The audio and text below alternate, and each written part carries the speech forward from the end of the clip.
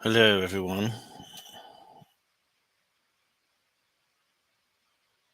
All right.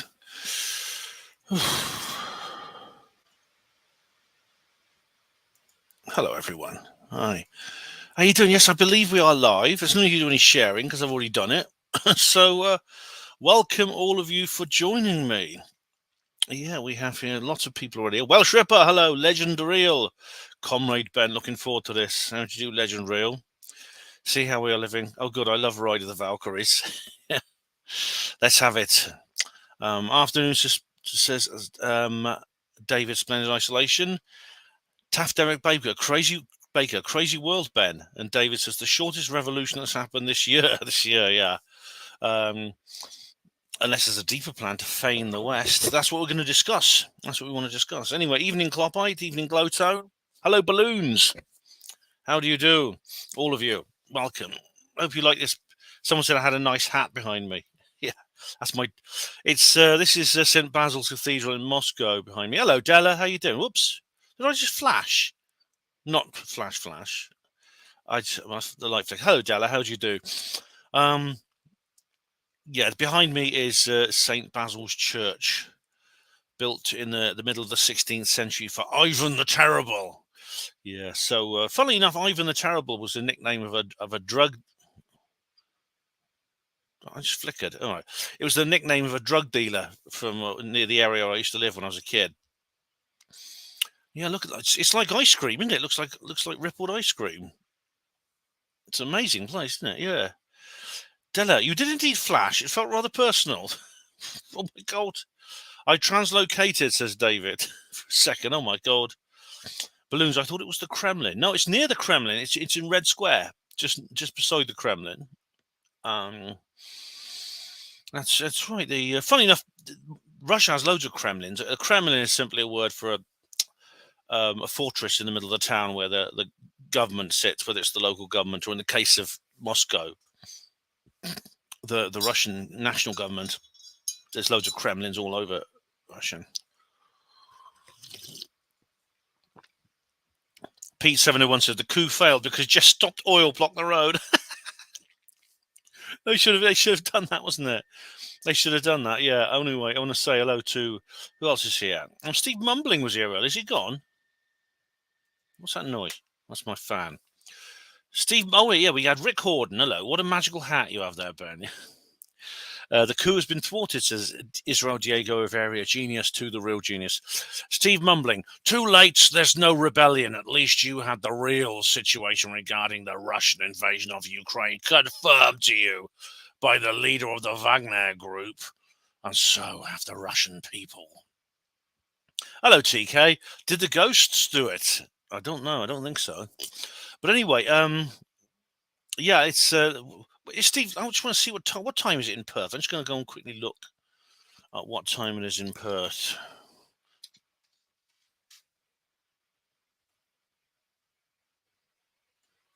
Because I wonder what. I don't know if Steve doesn't live in Perth, but he does. Steve does live in Western Australia. Oh, it's just gone midnight in Perth. All right, Steve. Where's Steve Mumbling? Is he here? See if Steve Mumbling can show his face before he goes to bed. What do you reckon? Anyway, I'm just going to go across to the notice that I put up and just go through the comments there. There's only 2 comments. Nothing as it seems. 5213 says, "Can we see the lyrics? Psyops and her Panwo." Oh right, that's it's by Rhiannon. She made that little tune. And I was supposed to put it on the. I forgot actually. I didn't realize she'd made it. I sort of had a few things slip my mind, but it was going to be on the last comments reply video as well. It'll be on the next comments reply video titles. Diego Rivera says total psyop, worst fictional war money can buy. Well, it wasn't fictional, Diego Rivera, but it was. It was. It was not what it appeared to be. This is interesting, right? I'm just going to show you this little. I chose this clip for this little still here for a reason. Here we go. This is the. As you can see, this little this photo. It was a still from a video. It's a publicity shot here by Yevgeny Prigozhin, And you can see the man himself standing there, the owner of the Wagner Group. And he's got two of his men on either side of him. And it's an interesting, I think it says an awful lot about the kind of people we're dealing with here. The guy on the right, that's Prigozhin's left, is an old man. Probably, I'd say he's ex-military. He may well have fought in Chechnya, Afghanistan 30 or 40 years ago. Now maybe he's missing the life and the excitement and things like that. I don't know. The guy on the left of Prigozhin's right is a young chap. He's got a baseball cap under his flak helmet. My guess is he's one of the prisoners, because Wagner are actually notorious because when amnesty was granted to prisoners at the start of the Ukraine invasion, Wagner was snapping them up and recruiting them instead of the military. They had a deal going with the Russian Ministry of Defense even back then. And you can see the guys. He's just come out of jail. He's probably got no military experience. He's probably been given minimal training, and he's been put on the front line in Ukraine. And you can see, he looks very downcast, doesn't he? I think that picture illustrates a lot of the whole thing. It illustrates a lot of the problems here. Balloons, it's a pyramid scheme. War worth $12 trillion. Yeah. David says, will Prigozhin go back to selling hot dogs and bazookas?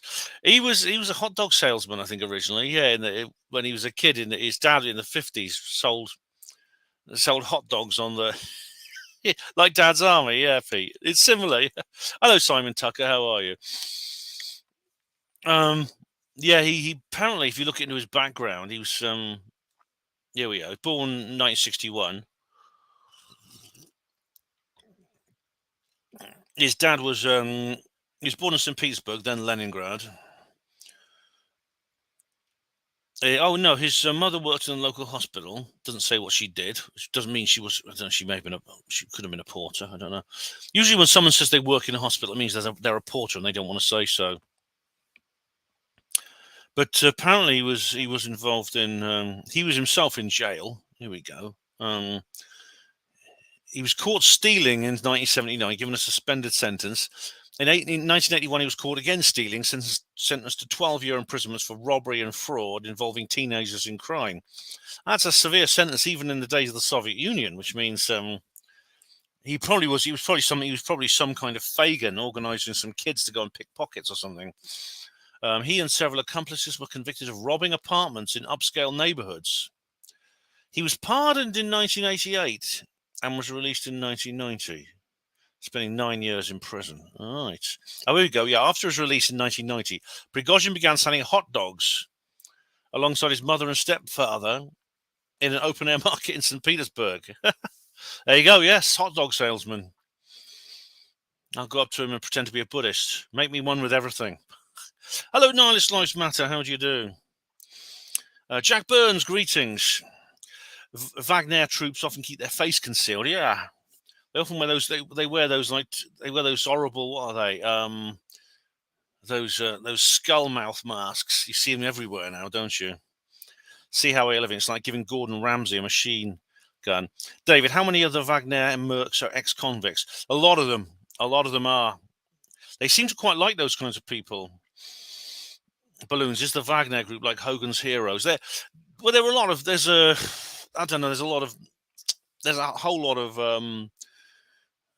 romance associated with mercenaries. There was a guy, I remember on the original David Icke forum, there's a guy who's always gone on about how he used to be a mercenary. He had, I don't think anyone believed him. I think he probably made it up, but he used to go on and on about. I think like he was the real James Bond or something. He used to regale us with continuous stories about how incredibly exciting his life was. You know, didn't believe him at all. Nothing, it seems. I like your background. It's at the Kremlin. No, it's actually St. Basil's Cathedral, but it's next door to the Kremlin in Red Square. It was built for Ivan the Terrible, who was the Tsar in the mid-16th century. He was reputed to be really evil, hence his name.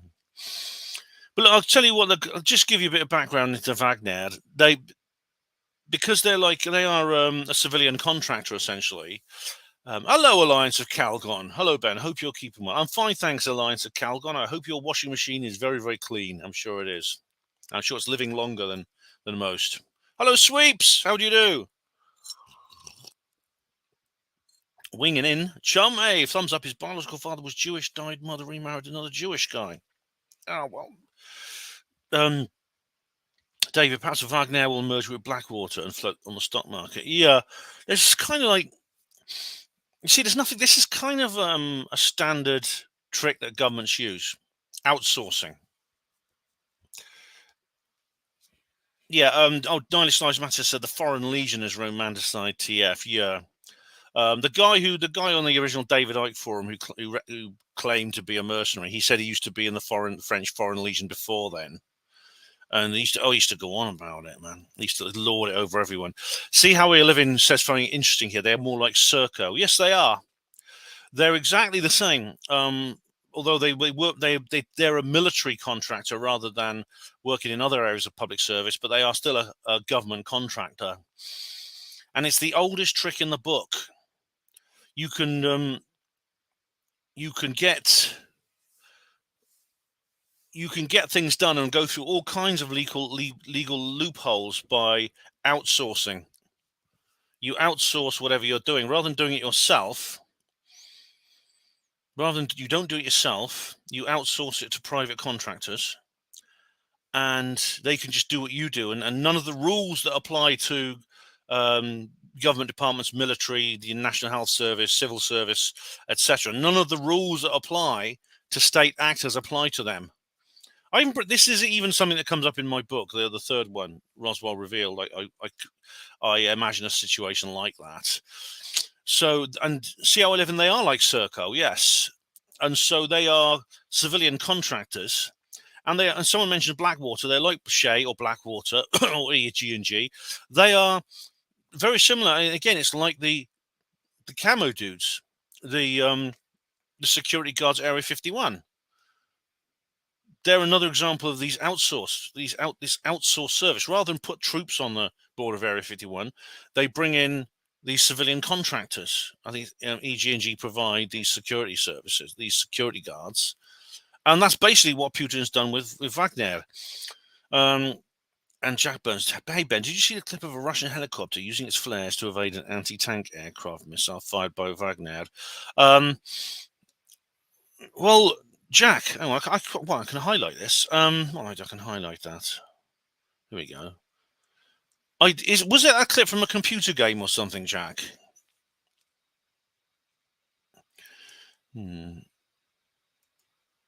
Let's talk about the real star, Putin. He never ages, if you believe the photos. Well, is it him or is it CGI? You never know, don't you? The Russian Empire by proxy, says Nihilist Lives Matter. It's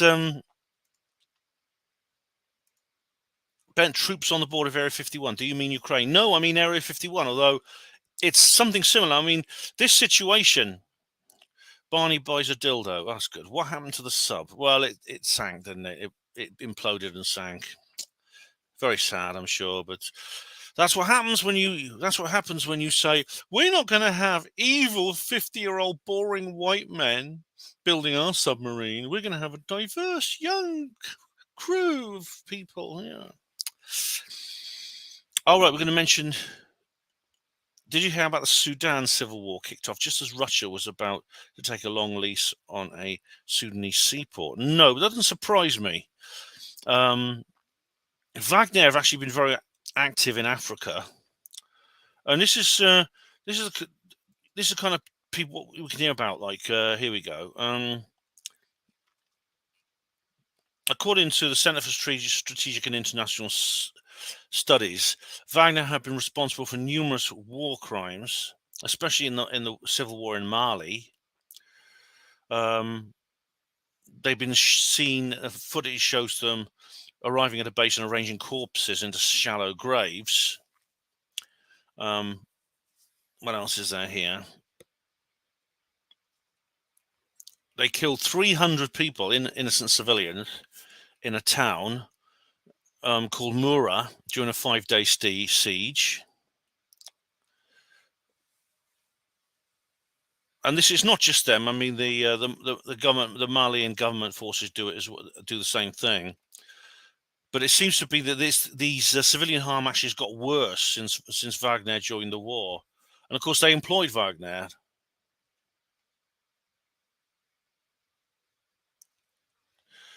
So, for example, they burned people inside their houses, things like that. They executed a village chief and a teenage boy. They did 35 executions in another place like that. It's and there's many other examples in other places like that. And I suppose that's what you get if he's recruiting people from jail. And some of these are going to be violent psychos. If you take those violent psychos, give them a gun and push them into a war zone and say do whatever you like, what do you think is going to happen? What do you think they're going to do? What they're going to do? Oh, we'll obey the Geneva Convention. Don't worry. No, of course not. Barney says, Ben, do you drink? Yes, especially red wine. Sweep says most leaders and politicians, Chechen presidents supported Putin. Prigozhin did finally realize didn't have a popular or army support and had to reconsider negotiation exile. Yeah. After I posted the notice last night, everything changed late last night. There was very quickly a deal was brokered. Alexandriev, the president of Belarus, organized a deal. Here we go.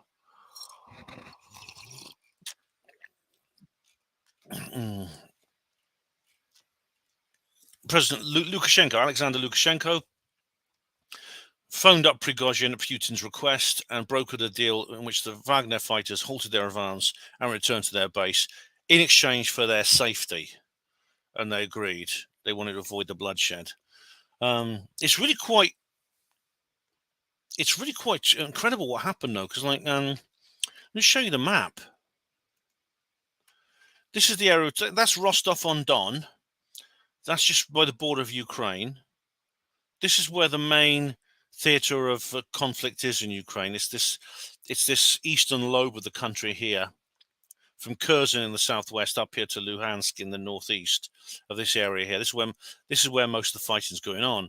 It's basically it's a logistic staging post, and it is also the what's the word? It's the headquarters of the southern military district of Russia.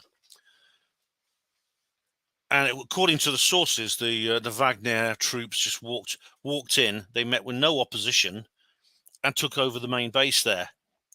And then they immediately organised a convoy going north on the M4. And this is not the motorway. This is not the motorway heading for the West Country from London, which I go on when I go to the bases project. This is the one between the south of Russia and Moscow, this main road here. And they headed north. They reached Voronezh, this city here. Now, Voronezh is famous in ufological terms because in 1989, there was a major UFO sighting. I'll show you where it happened. I'm going off topic here anyway. Where's the South Park? Here we go. I can't remember where it was. Here we go. Here we go. Hang on. I'm going off topic here slightly, but this is just a bit of...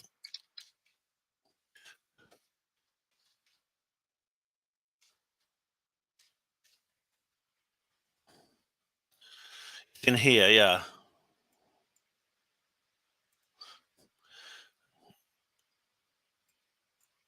You see this row of buildings here? It was just in this sort of area here. You can't see it exactly where it was.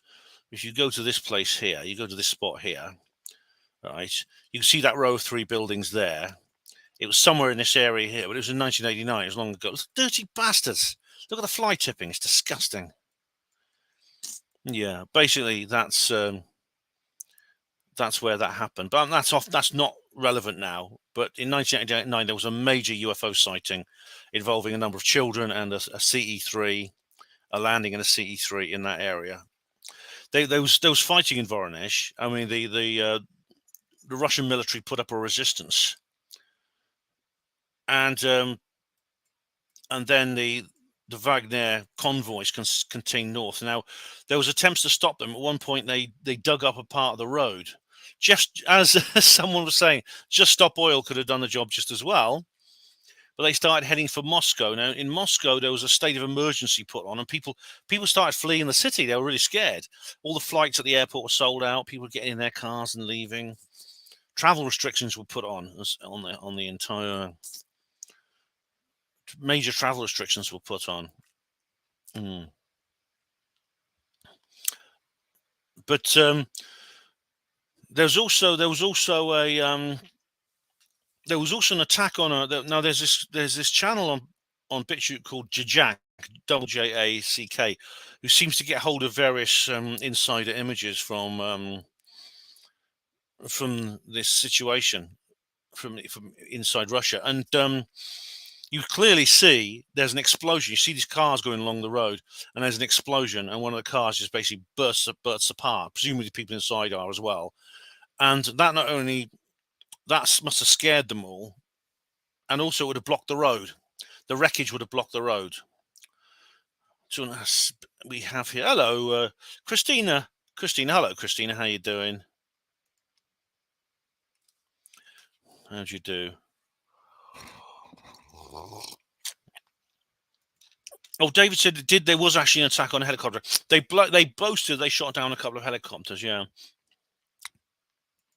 Brett Riverboat. The thing is, Wagner has been classed as right-wing rapist scum. As soon as they're marching on Moscow, the left are classing him as a hero. Yeah, of course. Well, it's like those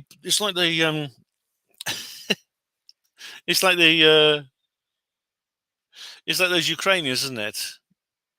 The What's It Battalion. I can't remember what they're called, but they're like Nazis left over from World War II. It'll come to me in a minute. But anyway, they're the right kind of Nazis for the left. You see, they like them.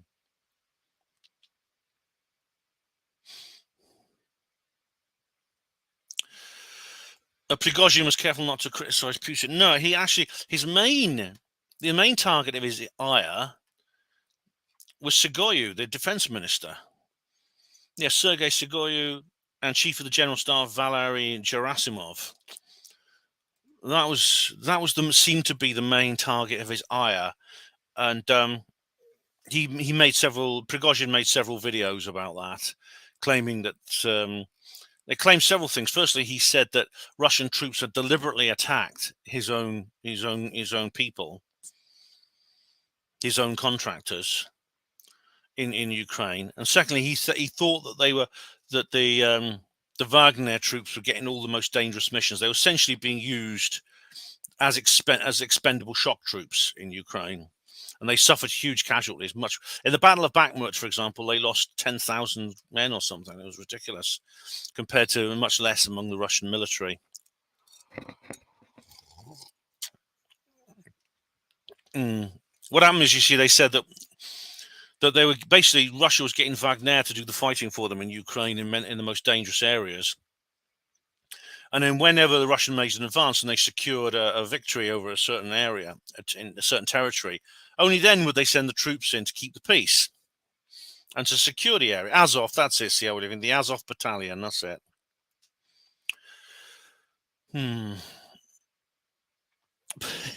David, the Ukraine said they were running out of popcorn watching the Wagner uprise against Russia. Oh, bloody Zelensky loved it, didn't it? It's just perfect for him.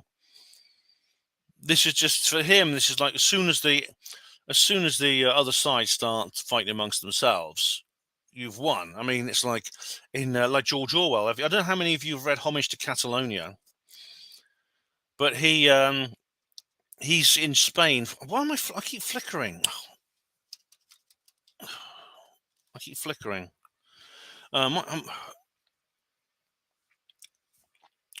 In Homage to Catalonia, George Orwell, he's over there fighting in the Spanish Civil War, and then he's part of something called the POUM, which is his group, and it's in an alliance with several other organizations fighting against the Francoists. But then another war breaks out in Barcelona between the POUM and their former allies. Hello, Hugo. How are you? Been here from the start. Thank you for keeping me up to date. This Wagner stuff is new to me. It's all It was coming. It was came and went in almost no time at all. It was literally over within 12 hours. What's this? Why would they call the group after a German composer Wagner when the Soviets fought the Germans? I don't know where they got that name from. Let's have a look. This is their Wikipedia. I've just been looking at their old Wikipedia page. There we go. A Wagner Group, private military company, founded 2014. That's it. It's basically a mercenary organization that makes money by lending its contractors to various people in various wars.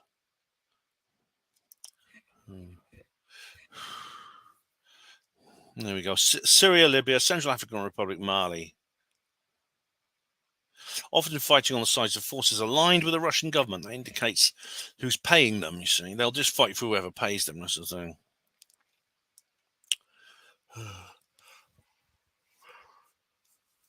Does it say where their name came from? Oh, anyway. So I mean, it's so you can't really call this a mutiny. It's more a kind of strike because these are not military. These is a private company working for the Russian Ministry of Defense. So I suppose you could call it a strike. But Sweep says here, let's have a look. Turned out, as I said yesterday, Ben, that the next 48 hours will decide it all. That was the crucial time. Funny, aside independent rogue forces like Wagner are illegal. The whole thing is very strange. Yes, they under Russian law, they're not supposed to use mercenaries. And Diego Rivera, Wagner famous for the Ring Cycle, an opera that influenced Lord of the Rings. Oh right, yeah. It's really long. It goes on for about 6 days or something. It's this opera. It's very famous.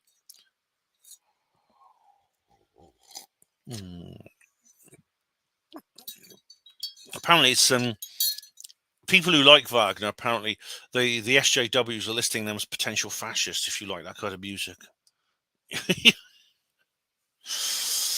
But very strange, isn't it? I mean, I don't know what's going to happen now. You see, because you could say, I mean, when Wagner and the convoy started moving up to Moscow, their actual intention was to get an audience with Shoigu, the defense minister. They didn't say anything about taking over the country from Putin. I mean, they must have known that would be impossible. You know, it's a very, very Moscow is very well defended. Welsh Ripper says, check out this new show, Secret Invasion Plot, Invasion of Earth by a faction of shape-shifting Skrulls trying to start wars to kill us off by taking over governments. Secret Invasion. Maybe that's what they do. Yeah. Oh, this is interesting. Yeah. Remember Mark Thatcher was funding the 2004 Equatorial Guinea coup. That was hilarious. Yeah, that's right. He actually did. You see, he actually... I remember there was a newspaper article about him. He actually pretended to make.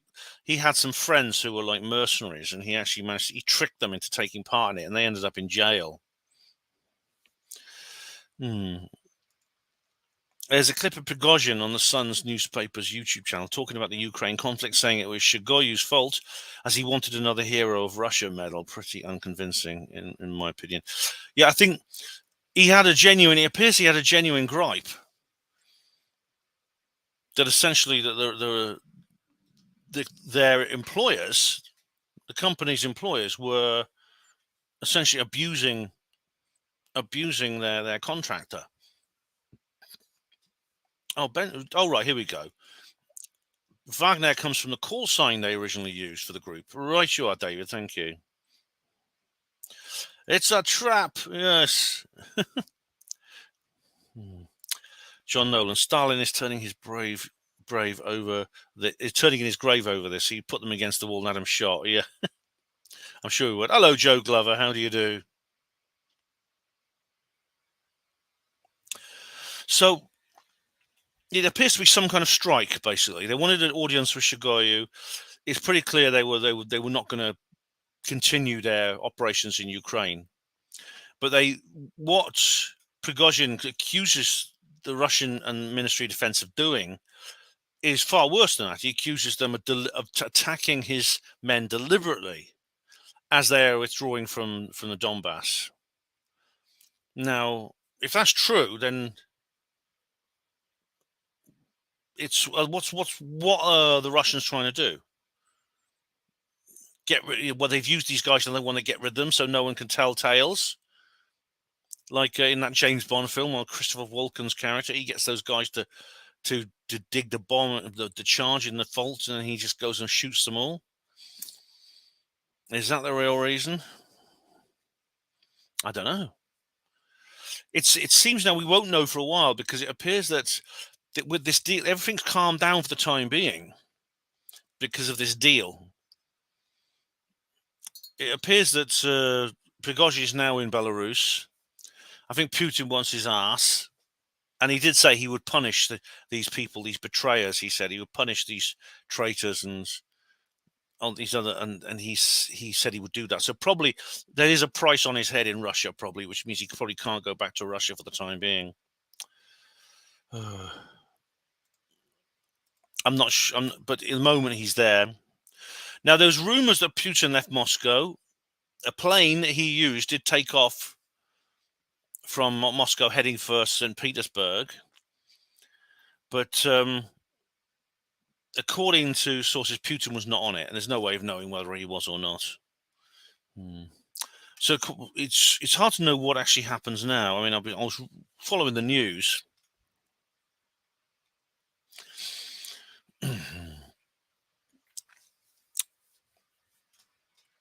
President Putin calls it betrayal and treason. Prigozhin called for a rebellion against the army. He denied he was attempting a coup. As I said, I think it was more of a strike. There was an explosion in Voronezh at a fuel facility that was filmed. Now, we don't know which side did that. It could have been either side doing that just to prevent the enemy making advances.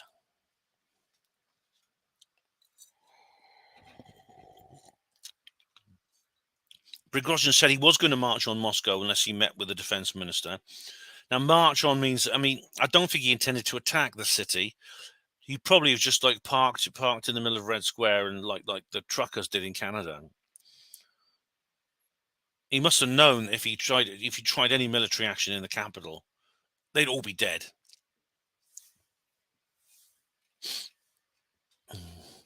It's lots of strange things are happening, aren't they? All these strange, weird things are happening. There's Nord Stream. And now this. And this is, I'm just going to read you Frank Gardner. This is a political correspondent here. Even for seasoned Kremlin watchers, this has been the most extraordinary 24 hours. One moment, Russia looked to be almost on the brink of civil war, with Moscow's most effective ground force, the Wagner Group, rebelling in open defiance of the Kremlin. The next, it all appears to be over, with the renegade mercenary boss, Yevgeny Prigozhin, backing down and withdrawing his forces after a phone call from the Belarus leader. What exactly was said in that phone call? We are not told, but it's fair to assume that Prigozhin was given some home truth somewhere on the lines of, look, you're on your own here. No one has come out to support you. If you continue on this course, a lot of blood is going to be spilled, and that's Russian blood. Where does this leave the Wagner Group? They have, after all, been a useful arm's-length tool for the Kremlin for the past 8 years, promoting its interests from Mali to Ukraine with scant regard for human rights. But it's hard to see how President Putin could ever trust his former protege, Prigozhin. They were good friends, yeah, they were good friends, and Prigozhin, the oligarch, was supporting him a lot. He's accused of treason, and the FSB security forces have a warrant for his arrest. They consider him a criminal.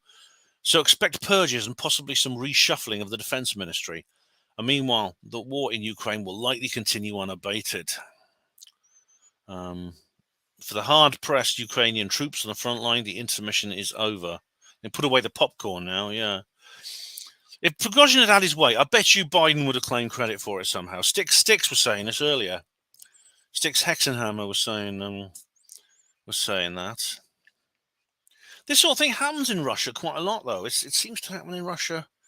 There's always these underhand things breaking out and secret operations involving people getting killed and things like that. It's like Rasputin.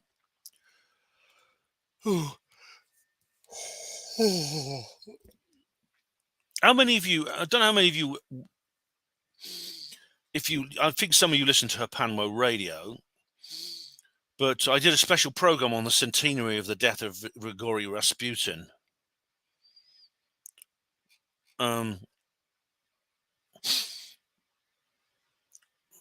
Because that was probably orchestrated by British intelligence. I think this is the end of Putin, says Brett Riverboat. It's certainly, and I don't think it's the end of him, but it's it's going to. This will no doubt be. This is a major upset. A major upset for him. Sweep says there are many of the Wagner Group units not involved in this rebellion. Putin said he'd take them into the Russian Federation Army, but not those involved with Prigozhin. He could just recruit them directly, yeah.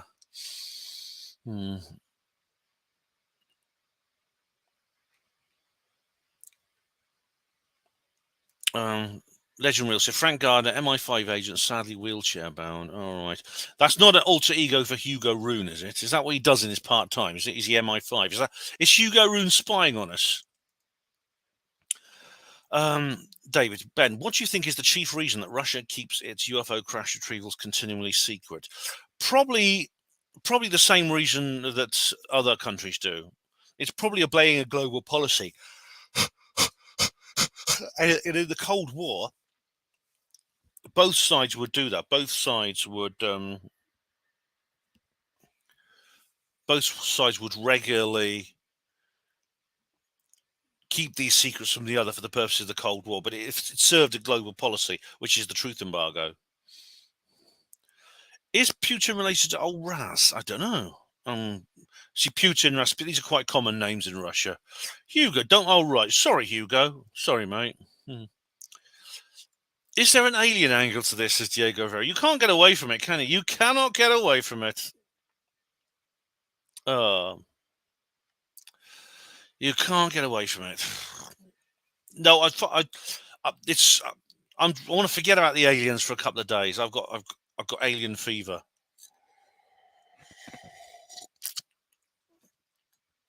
David says, just imagine the coup could have over America by revealing their UFO crash retrievals first. Well, could this somehow lead to Putin revealing his UFO files? Because this could be something that will encourage him to do that. It could be what he'll decide to do to regain the advantage, because this has been a shock for him. People say, oh, he's finished no matter what. Putin's finished. He's not. He's not necessarily. He's still there. He hasn't gone anywhere. A lot of people are sort of gloating prematurely over his departure, but he's still there. Whether he'll be there in 2 days or 3 days, we don't know. We don't know how the negotiations are going in Belarus. Right, Diego Rivera. What is Russia's Area 51? It's called Kapustin Yar. And it's a very strange place. Here we go. Let me have a look. Let me show you. It's in the Astrakhan Oblast, wherever that is. I'll show you on the map whereabouts it is. Here we go.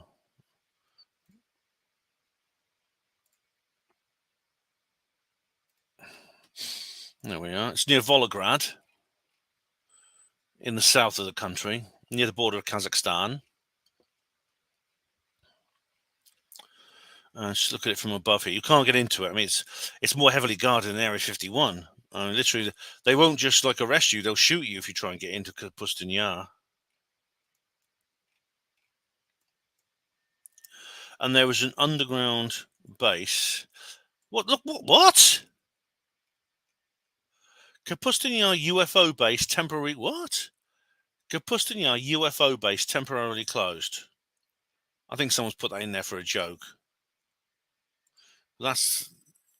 They launched rockets and things from there. That could be a rocket launching facility. They test missiles and things. It's very like Area 51. They test missiles, rocket engines, stuff like that.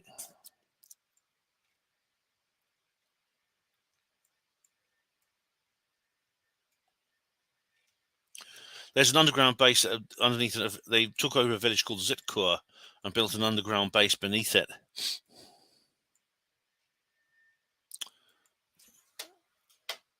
But that is the Area 51 of Russia.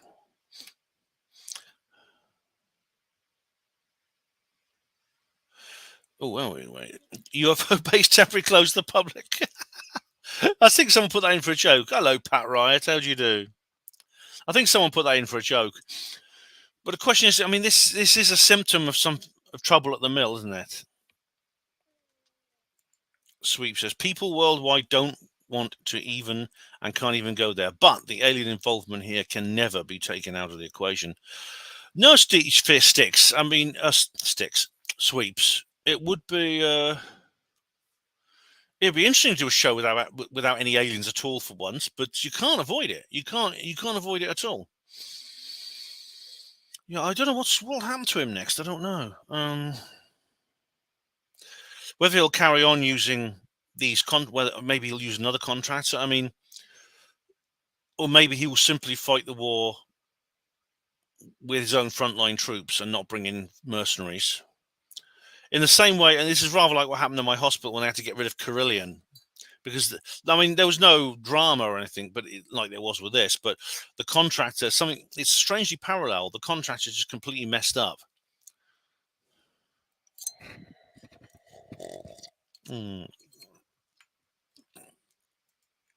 Kurno, Russia is reported to have one of the biggest armed forces on the planet. I'd love to know where they all are, considering the Wagner Group has done most of the heavy lift in Ukraine. Yeah, I mean, they do. I think they have the third biggest after China. The United States has by far the biggest armed force. China and Russia, I think, are second and third. I don't know exactly, but yeah, they have a huge military, Russia, and but of course they've been up against a very, very well-funded NATO fellow traveler in the form of Ukraine. Ukraine is Zelensky's just been given a blank check to buy whatever weapons he wants, get whatever training he needs, get all the support.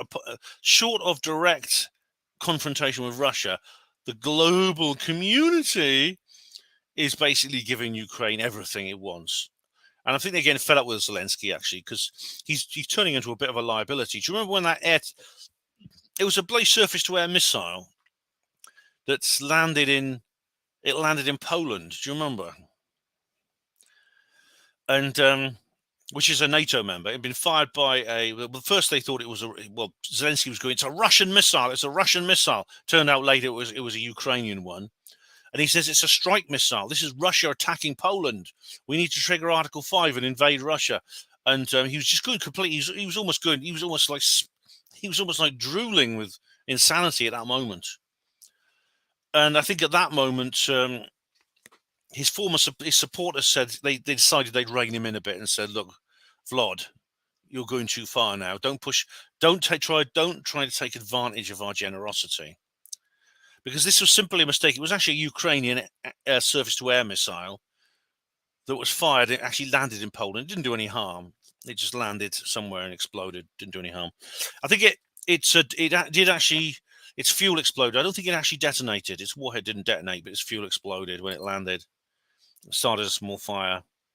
It wasn't a strike missile fired by Russia against Poland, but this is what Zelensky was going on about.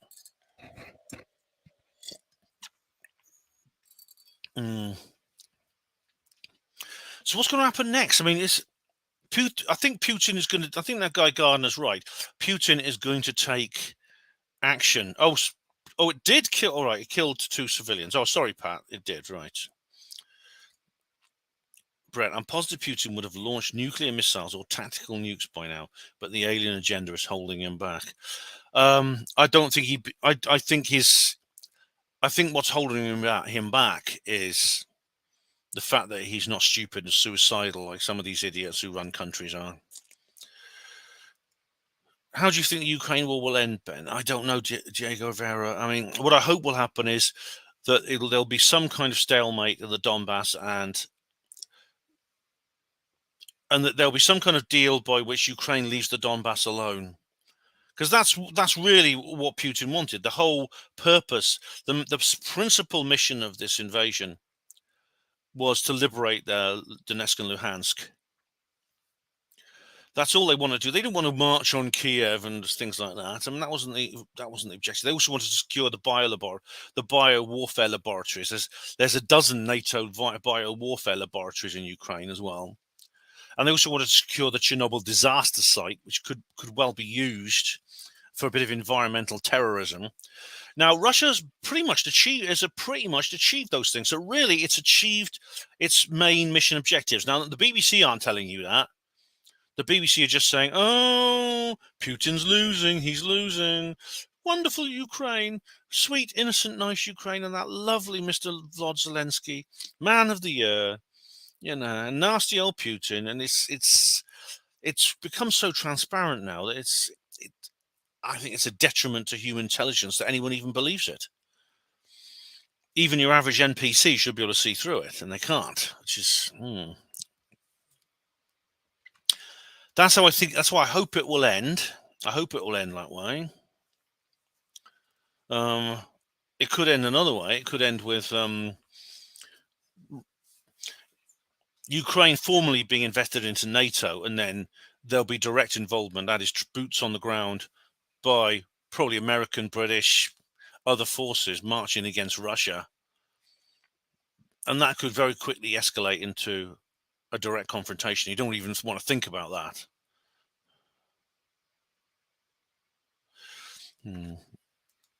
Sweep says the UK USA actually supplied Ukraine with depleted uranium shells, but Putin blew up their whole warehouses of them. Those nuclear shells destroy the land, cause birth defects, horror, deformities. Yes, he knew that. I mean, they're called silent nukes for a reason. I mean, look at the state of people in Iraq now. There's babies still being born with birth defects.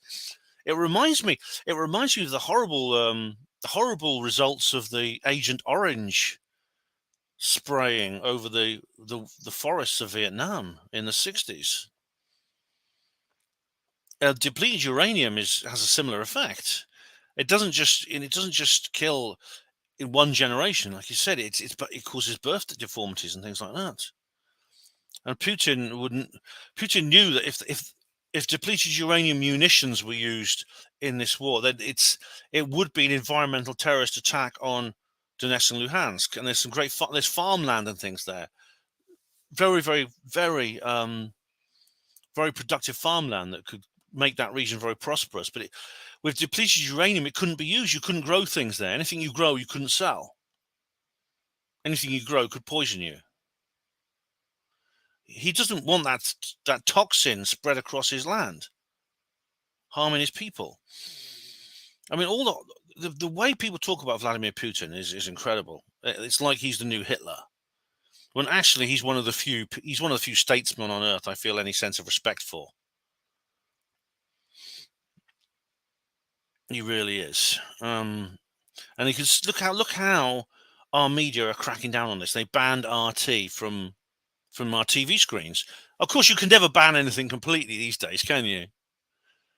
Because of the internet. I mean, RT. I've been watching RT actually for the last couple of hours. I've been watching it on Rumble. They go live. They have a live stream on Rumble and loads of clips. I mean, to be honest, GB News are almost as good.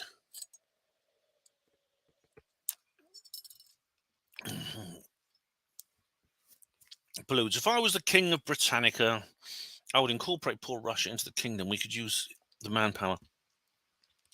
Well, why can't? As I said to Nick Colostrom, do you remember my interview with Nick Colostrom? I'll tell you what.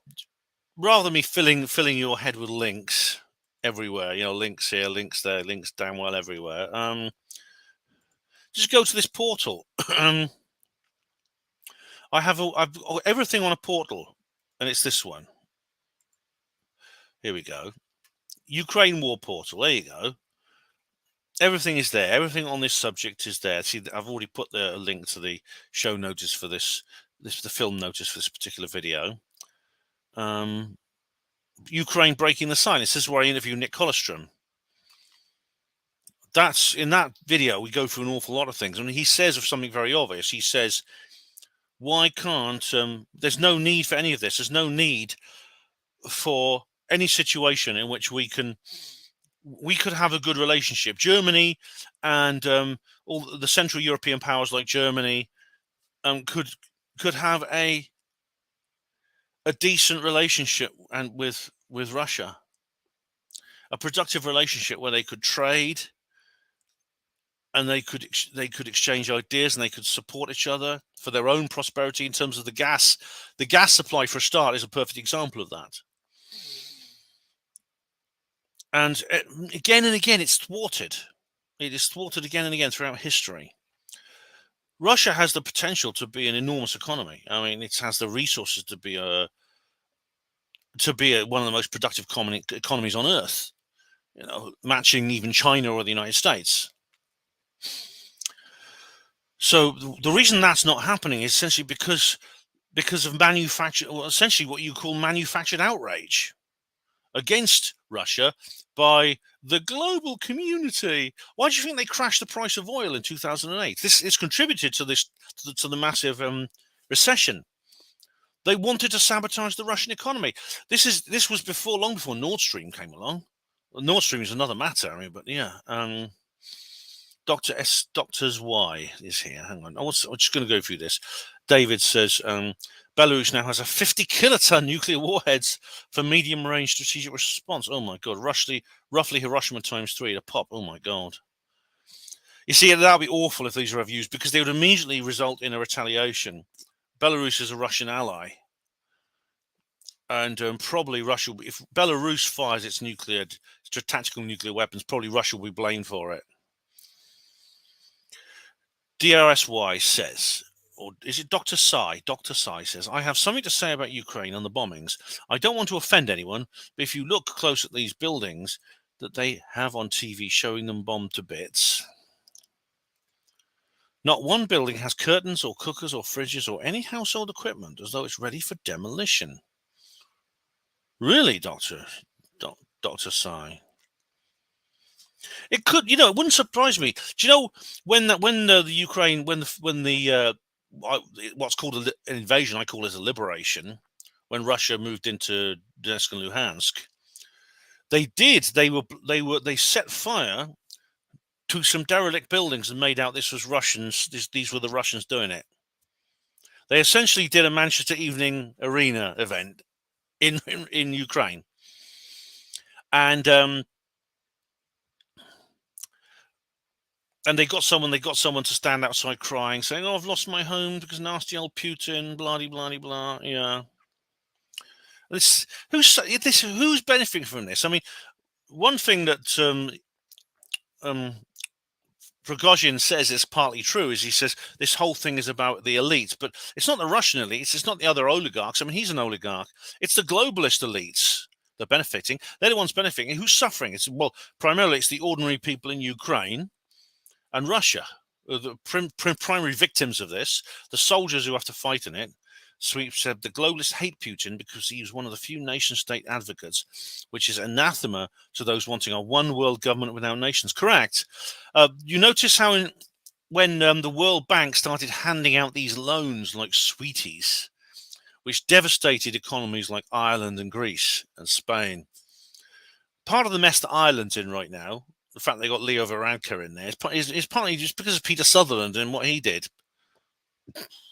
And Greece and the terrible things that have happened in Greece. It's because they took these bloody World Bank loans. Only two countries didn't take them, Russia and Iceland. Iceland refused under the brilliant leadership of Joanna Sigurðardóttir, and Russia under the brilliant leadership of President Putin.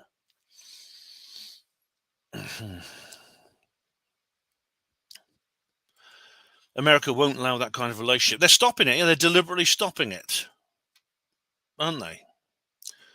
Balloon says, well, Doctor, someone's bound to notice. Business as usual. Maybe this is a bluff from Putin to stick Prigozhin into Belarus to scare north of Ukraine. Oh, God. That would be a strange troop deployment, wouldn't it? See how we're living. Napoleon got to the Moscow city limits. Hitler liberated Ukraine as well. They both actually got very, very close to victory, but they were beaten by the distance, by the weather, and by the Russian spirit, basically. But you're right about Hitler and Ukraine. Hitler actually left behind the Azov battalion. That's right.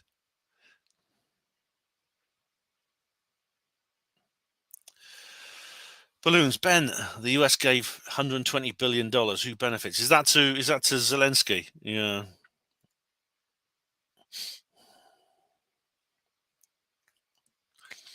Legend real. Ben, do you see the real picture? I'm trying. Mass control, engineering human consciousness. I'm trying, mate. Yeah. In Revelations, the king of the East in their military alliance, says David, eventually go to war against the beast, commonly thought to be the Antichrist, the rest of the world.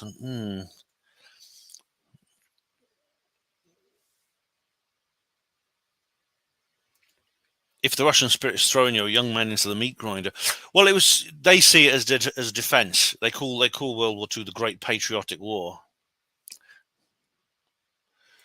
Hello, DJ B2. I mean, you could argue over the rights and wrongs of the whole thing. I mean, Mark Webber has done an entire presentation on this. He talks about the Hitler-Stalin Pact and about how that ended.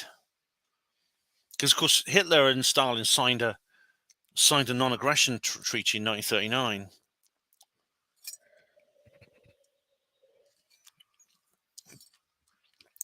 And what Webber was saying is that could have continued. That could have continued. It would have been better if they'd kept their peace like that. Hello, Winslow. How do you do?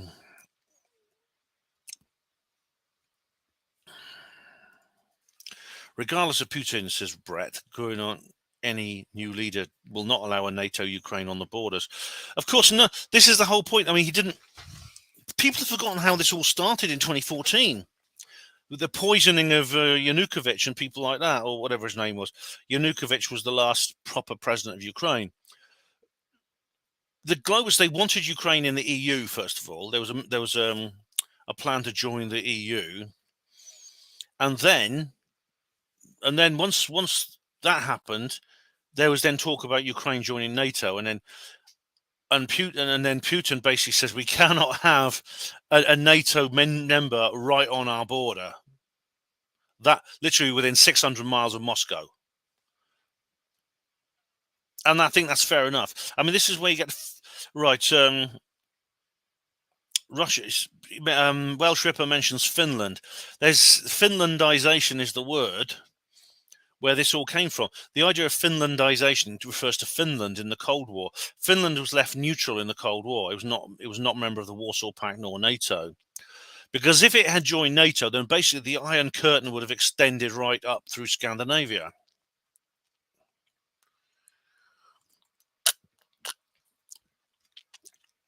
Dr. Sai says, coming up in the next few weeks, it'll be 777 again. It'll be 18 years since the London 777 bombings. Oh, my God. Dr. Sai, do you think that they'll do something over that? My God, it's Kremlin Jones, says Paul Armstrong. You've nicked Steve Mumbling's line there. 18 is a hidden 666. Oh, bloody heck. Russia broke it by taking Finland for starters. Well, I don't know what you mean. I mean, Russia actually offered Finland independence. One of the first things the Bolsheviks did in 1917 was offer Finland independence.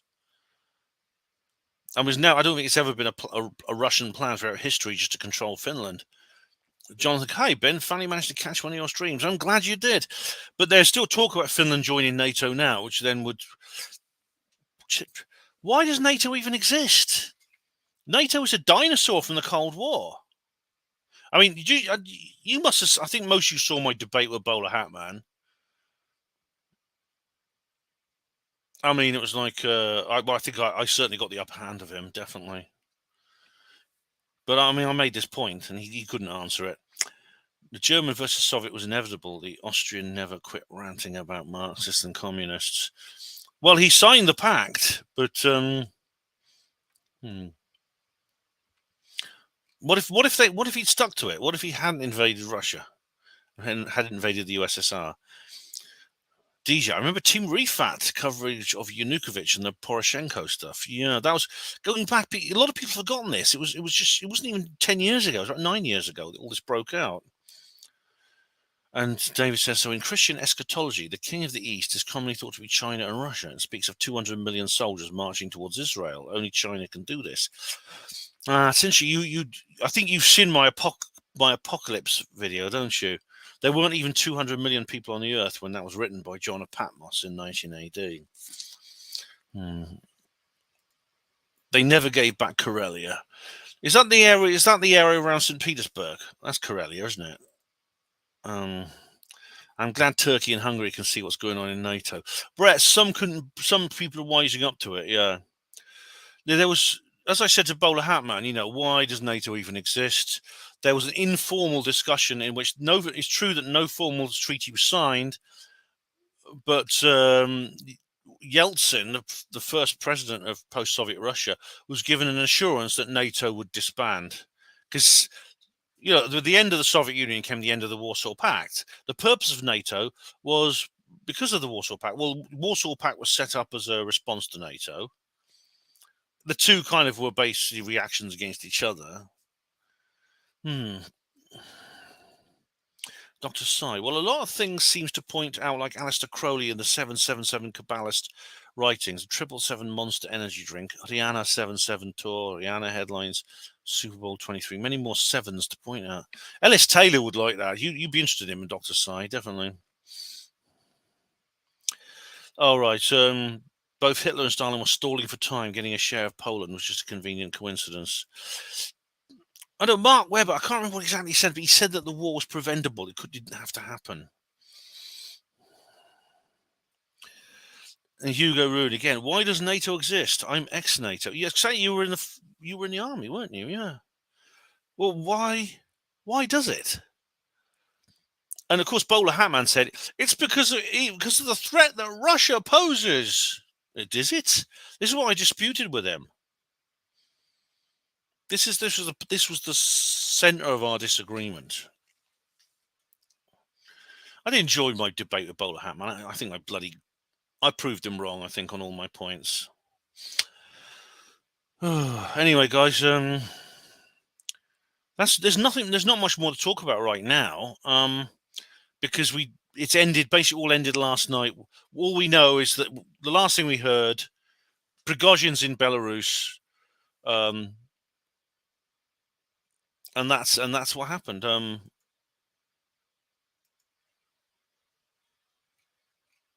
Yeah, let's have a look.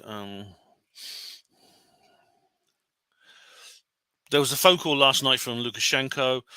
Probably Putin asked him to give Prigozhin a call because he's probably not speaking to him, and saying, "Look, we'll do a deal with you. Just stop all this, and we'll stop. We won't carry out any reprisals." However, obviously, this does not refer to Prigozhin himself. Probably the FSB still want to have a little word with him in his ear, man.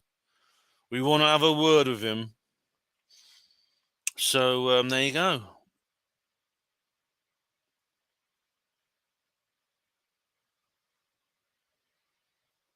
We know that there's video circulating showing the Wagner troops leaving Rostov-on-Don.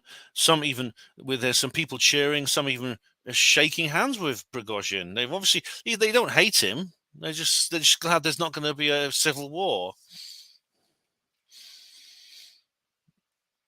And so that's all we know. That's the end of the matter. I didn't expect this live stream to be like that. I was expecting to have some kind of standoff on the outskirts of Moscow right now, and that's what I'd be reporting on. As it happens, no.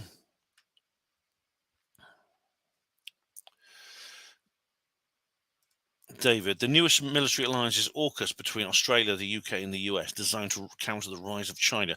That's right. There's been a massive arms deal involving Australia to build a fleet of nuclear submarines. So they're obviously planning for some open ocean conflict with the Chinese Navy, and they want Australia to play that role when previously Australia wasn't in that role. So this is shifting the focus of attention to the Far East and to the Pacific. And it's huge. I mean, what they did was they had Australia already had a £9 billion deal going with a company in France to build a fleet of diesel submarines, which of course are very, very, diesel submarines are very, very good for like secret infiltration around enemy lines and things like that into littoral waters and doing the kind of covert stealth stuff that submarines are best at. But if you want to have open ocean conflict, you need to have a nuclear submarine that can actually stay underwater. It's not stealthy. It makes more noise, but it can travel fast and unimpeded underwater and attack like open ships in open ocean. And so they cancelled that deal to replace their Collins class submarines, which were diesel electric, and start another deal where they get a whole load of I think 6 nuclear subs. They're being built here in Britain as well. They're being built at BAE in Barrow-in-Furness, and in the Rolls-Royce plant in Derby is getting the contract to build the reactors, which means it's going to create a lot of jobs.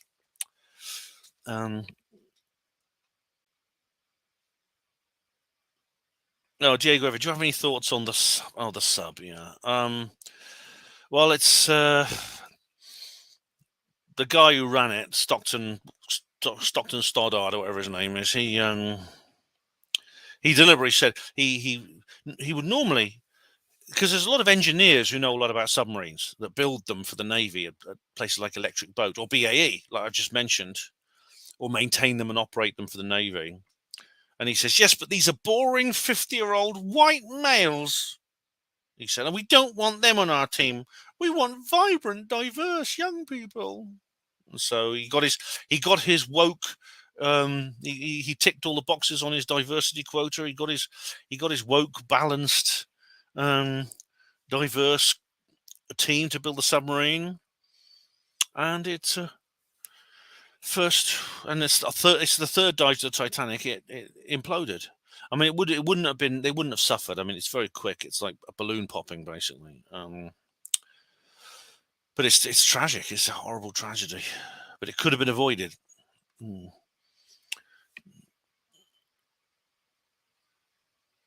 See how we're living. Russia should give back Königsberg in exchange for the Donbass. Is Königsberg a part of West? What is Königsberg? I've heard that name.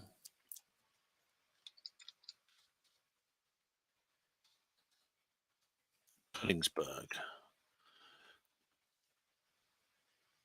It's a historic German and Prussian name. Oh, Kaliningrad. All right, it's the German name for Kaliningrad, which of course is a Russian exclave in the Baltic. Yeah. If so, give it back to whom? I mean, I know before World War II, a lot of that territory is now Poland and Kaliningrad. That was all part of Germany. Of course, at the end of World War II, Germany shrunk to about two-thirds its original size. But who would they give it back to? And you see, exchange for the Donbass. The Donbass is disputed between Ukraine and Russia, not any other country in Russia. The FSB will probably offer Prigozhin some tea. Well, I think it may be tea with a little bit of Novichok in. You know what I mean?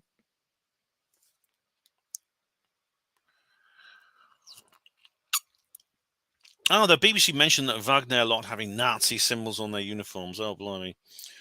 Any thoughts on the Titan sub? Oh, it's a pretty horrible thing, but yeah.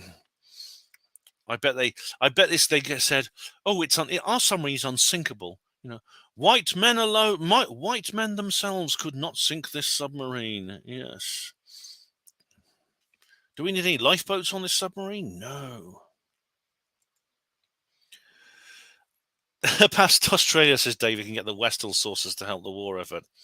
Hello, Catsquatch returns. AUKUS is just a nuclear sub-cooperation agreement and building program. It's not a NATO type thing. I know. It's not NATO. It's not to do with NATO. It's a trilateral trade deal, a trilateral military trade and yeah, not trade. What is it? A military alliance. In terms of just to say the building, the provision of munitions, not and platforms. We make the best engines in the world. Yay! Woke cupcake. Yum, says Balloons.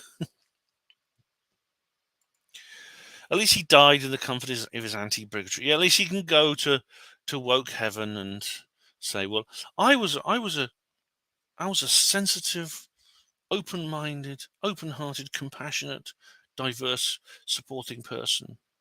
A trilateral security pact. That's it, based around nuclear subs.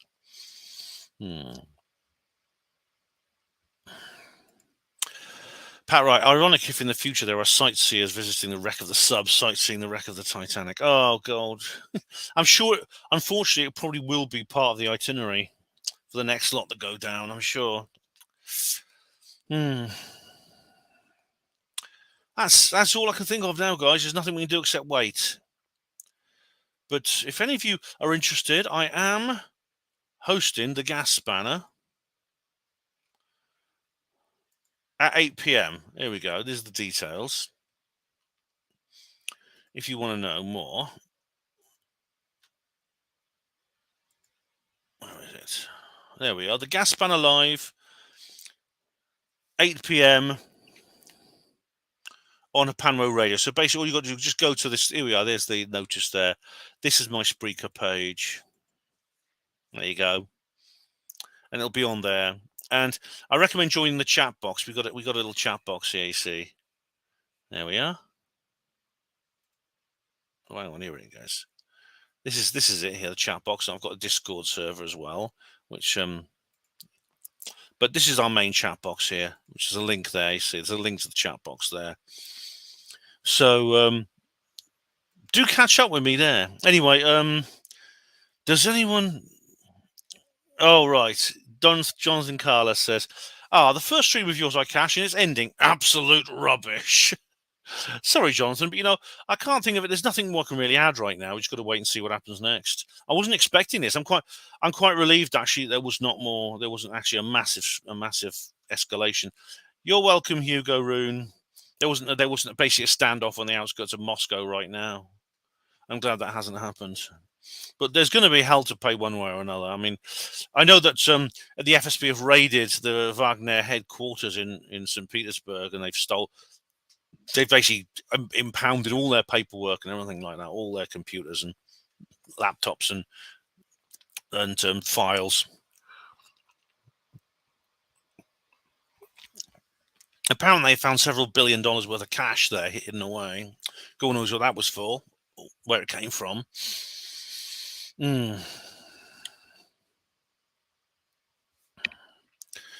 Balloons. What are you talking about on the Gas Spanner? All right, it's my hospital portering program, Balloons. It's actually not. David says, see you on the Gas Spanner. Great. You're welcome, David. Balloons. It's my show where I talk about hospital portering. So it's a bit different to what you're used to, because I don't go into any woo-woo stuff there. I just talk about hospital portering. But most people who watch enjoy it. I try to make it interesting. I make it interactive. I take comments and questions from people. Don't forget World UFO Day on July the 2nd. Oh, well, some people say it's July the 2nd. Some people say it's a different day. July. Let's check. All right, watch it from the start. All right, then, Jonathan. The recording will be there. When is World UFO Day? Most people, I think, most people actually celebrate on July the 2nd, but some do it on it's July the 2nd. Most people say. Some people say June the 30th, though. World UFO Day. No, it's the day celebrated by someone June the 24th. Actually, June the 24th. Others on July the 2nd. June the 24th is the date that reporter Kenneth Arnold wrote about what's considered to be the first widely reported UFO sighting. July the 2nd is the supposed UFO crash of the Roswell incident. I think we don't know exactly when that was. We know that I celebrate World Disclosure Day. That's July the 8th, because that is when the General Ramey empties Roswell saucer comes out. Yeah. Yes, June the 24th, which is today. No, it's not. What day is it today? Sunday. It was yesterday. Yeah, so it's yesterday, because today is the 25th. Balloons. I don't know anything about UFO hospitals. Okay, Ben. Best of luck. Please leave a link. Sure. Here we go. I'll just put the link here. There you go. I'll put it in the chat now, Balloons. So everyone who wants to come along can come along. David rightly says that Kenneth Arnold's sighting kicked it off. Yeah, it's wrongly called. Oh, it's the 24th here. Oh, right, because you're in a different time zone, aren't you? Yeah. Great presentation. You had lots of terrific background research at your fingertips as usual. Thanks for enjoyed this. Enjoyed being here with the folks. Thanks, Sweeps. Thanks you. I mean, you sent me some things as well, very interesting. So I'll show you actually the thing Sweep sent me. He sent me some pictures, which I'll show you. There we go.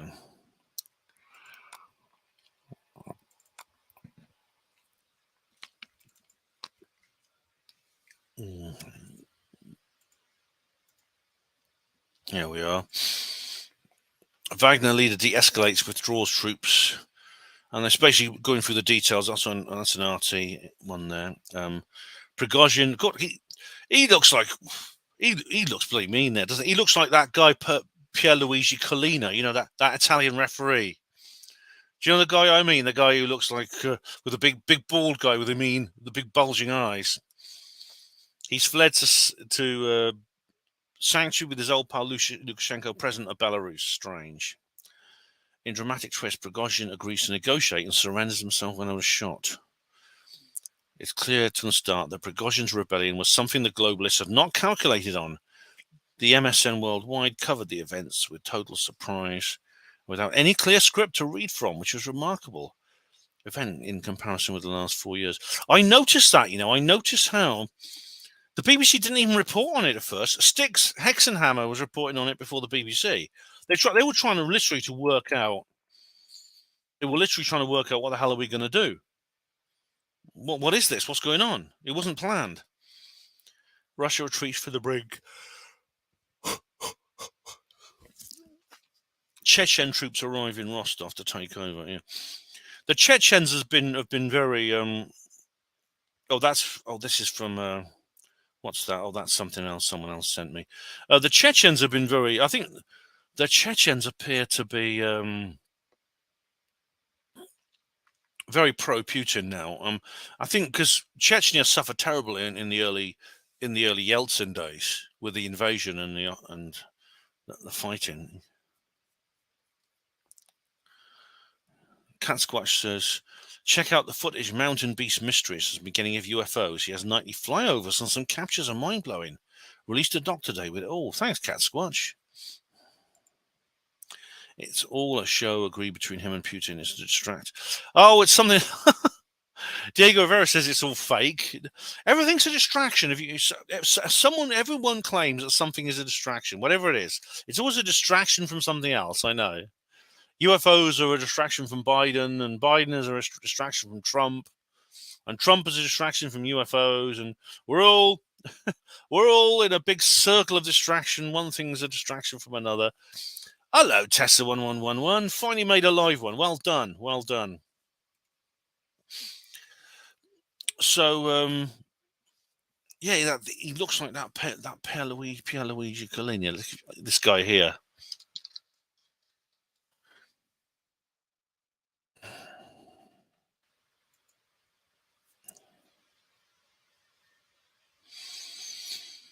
This is him. He's the referee. Look, this guy, the referee. You must have seen him before. He's absolutely infamous, this guy. He's this Italian referee. Looks with big bald head and evil eyes.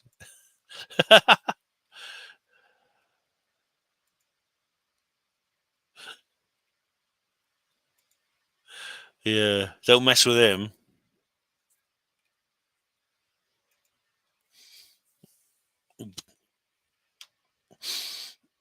But he looks like Prigozhin, doesn't he? Looks like Prigozhin. But well done, Tessa. I'm not going to go on for much longer, though, Tessa. I can't think of anything else to add right now.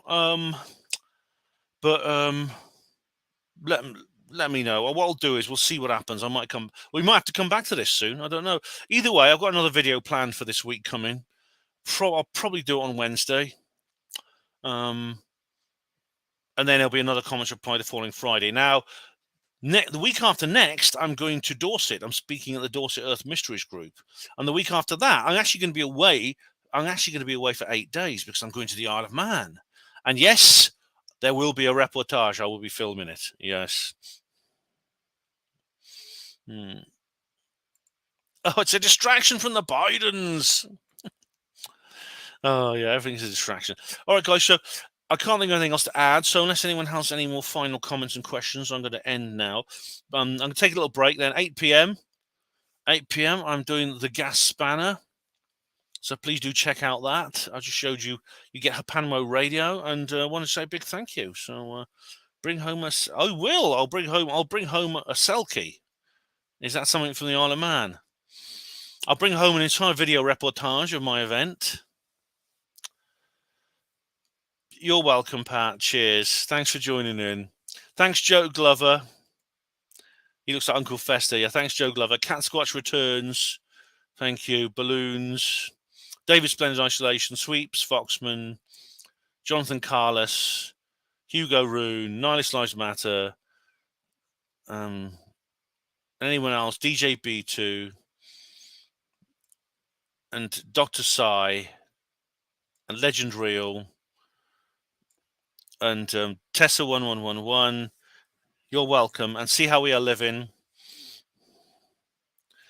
Prigozhin psychic who runs the military looks more like an alien. Which one? I'll have to check them out later. See how we live in. A lot of them do, don't we? See you, DJ B2. TTFN. Nothing as it seems.